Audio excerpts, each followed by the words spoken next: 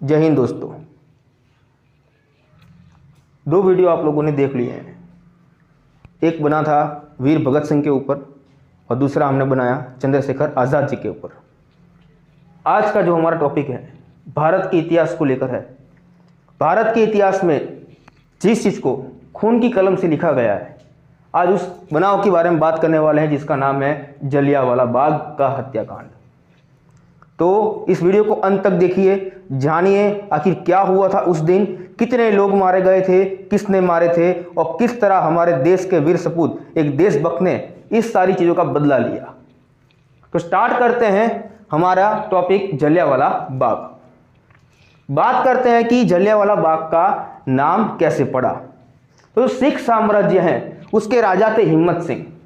वो झल्ला नाम के जिले से बिलोंग करते थे, इसलिए लोग उन्हें जलियांवाला कहते थे और उन्हीं के द्वारा बनाया गया बाग है, इसी वजह से इसको जलियांवाला बाग के नाम से जाना जाता है। आगे बात करते हैं कि 1919 में अंग्रेजों द्वारा एक बहुत ही ज्यादा अन्यायी कानून लाया गया जिसका नाम था रॉलेट एक्ट। वापिस बोल रहा हूं, 1919 में अंग्रेजों द्वारा एक बहुत ही ज्यादा अन्यायी कानून लाया गया जिसका नाम था रॉलेट एक्ट। क्या था इस एक्ट के अंदर, इस कानून के अंदर क्या था? इस कानून के अंदर था कि आप 4 से ज्यादा लोग इकट्ठा नहीं हो सकते हो।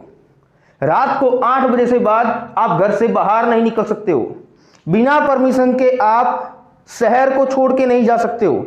अगर आप इन सब कानून का उल्लंघन करते हो तो आपको गोली मारने का अधिकार अंग्रेज के पास था।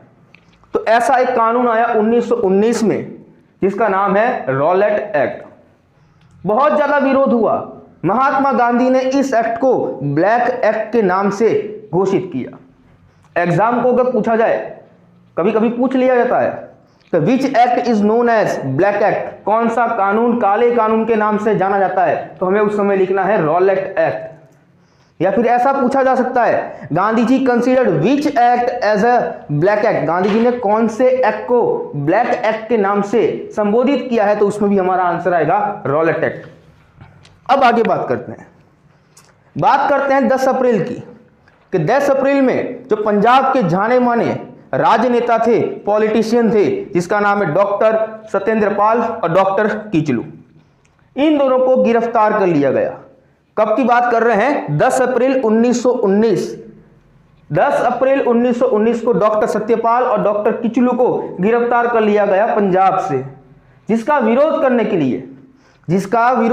लिए 13 अप्रैल 1919 जो जलियांवाला बाग है जो पंजाब के अमृतसर में आया हुआ है, वहां पर हजारों की तादाद में लोग इकट्ठा होते हैं। कहां पर? जलियांवाला बाग में हजारों की तादाद में लोग इकट्ठा होते हैं जलियांवाला बाग में। अब आपको थोड़ी बात बता दें इस बाग के बारे में। जो जलियांवाला बाग है वो लगभग 7 एकड़ जमीन में फैला हुआ है। इसके आसपास बड़ी बड़ी ऊंची ऊंची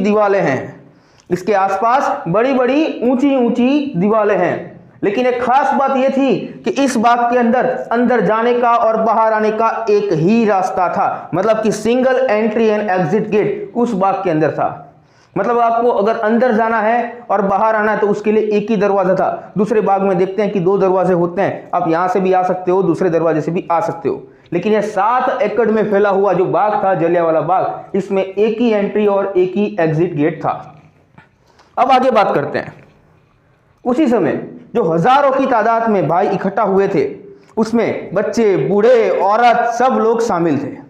उसी समय जनरल डायर, पूरा नाम उसका कहा जाए तो जनरल ओडोनिल डायर, अपनी सेना को लेकर पहुंच जाता है और वहां पे जो इकट्ठा हुए थे लोग, उन पर गोलीबारी करना शुरू कर देता है। बिना कोई चेतावनी दिए, बिना कोई वार्निंग दिए वहां पर हाजिर लोगों पर वो गोलीबारी करना शुरू करता है। बच्चे, बूढ़े, औरत सब पे वो गोलीबारी करना शुरू कर देता है। लोग अपनी जान बचाने के लिए उसी बाग में आए हुए कुएं में कूद जाते हैं, लेकिन डायर उनको भी नहीं बख्शता है। काफी सारे लोग ने अपनी जान गंवाई। कहा जाता है सरकारी आंकड़ों के मुताबिक, जो गवर्नमेंट ने जो आंकड़े बाहर पब्लिश किए थे उसके मुताबिक कहा जाता है कि लगभग 379 लोगों की उसमें हत्या हुई और 1200 लोगों ने अपनी, समझ लो कि घायल हुए थे। ये मैं बात कर रहा हूं गवर्नमेंट के आंकड़ों की, जो सरकारी आंकड़े हैं। लेकिन सही बात तो ये थी वहां पर हाजिर लोगों में लगभग कोई भी जिंदा नहीं बचा था। जब उसकी गोलियां खत्म हो गई डायर की, तब उसने दूसरी गोलियां मंगाई, दूसरी आर्मी मंगाई और वहां के लोगों पे अंधाधुंध गोलीबारी उसने शुरू रखी थी। अब आगे बात करते हैं।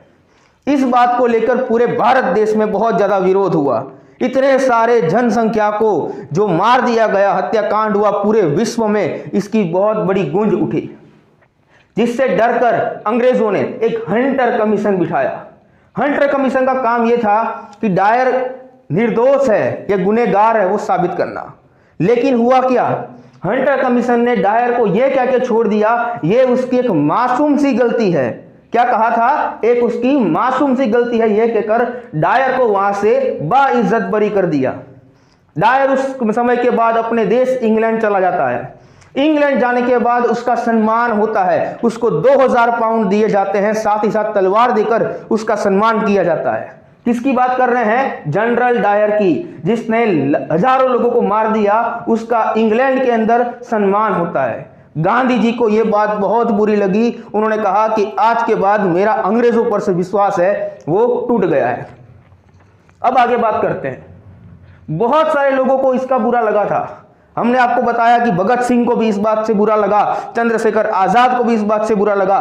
भगत सिंह को भगत सिंह बनाने वाला और कोई नहीं, यही बनाव था। इसी बनाव के बाद उनके अंदर जो राष्ट्र के प्रति जो भावना थी वो बहुत ही ज्यादा बढ़ गई थी। ऐसे ही एक वीर सपूत थे हमारे देश के, जिसका नाम है उधम सिंह। उधम सिंह को भी इस बात से काफी ज्यादा नाराजगी हुई, जो इंग्लैंड में रहते थे। एक दिन हुआ क्या, बात कर रहे हैं 13 मार्च 1940 की। लंदन के अंदर आया हुआ है कैंगस्टन हॉल, लंदन के अंदर आया हुआ है कैंगस्टन हॉल, जहां पर ये डायर, ये जुल्मी डायर, ये क्रू डायर जो वहां पर अपना भाषण दे रहा था, उधम सिंह किताब के अंदर अपनी बंदूक को छुपा कर गए और हॉल के अंदर उस डायर को गोली मारकर उसकी हत्या कर दी गई। तो इस तरह से जो डायर था उसके जीवन का अंत हुआ। तो दोस्तों, आज हमने पढ़ा जलियांवाला बाग के हत्याकांड के बारे में। क्यों जानना जरूरी था, क्योंकि भारत के युवाओं, भारत के बच्चों, आपको पता होना चाहिए कि कितने जुल्म सहन करने के बाद आज हमको ये आज़ादी मिली है। तो आशा रखते हैं आप इस वीडियो को लाइक करेंगे, चैनल को सब्सक्राइब करेंगे और अगर आपकी पसंद है कि कोई और वीडियो बने तो आप कमेंट सेक्शन में बताएंगे। जय हिंद, जय भारत।